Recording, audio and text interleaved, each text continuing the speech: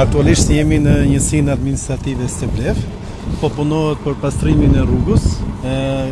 Ekipet tona janë në të gjitha njësitë administrative, duke garantuar qarkullimin e makinave dhe sigurinë e të gjithë banorëve të zonës. Dua të falenderoj të gjithë punojësit për gatishmërinë dhe për punën që bëjnë dhe të falenderoj të gjithë banorët për bashkëpunimin dhe për durimin e tyre.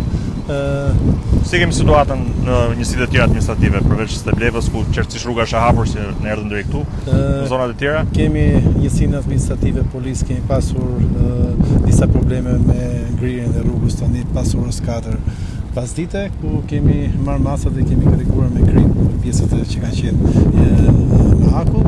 Kemi edhe njësinë administrative Lomnik dhe aty ekipet e detyrisë së rrugëve morën masat për kthesat që ishin problem, edhe ato i karikuar me krip dhe nuk ka problem për qarkullimin e mjeteve.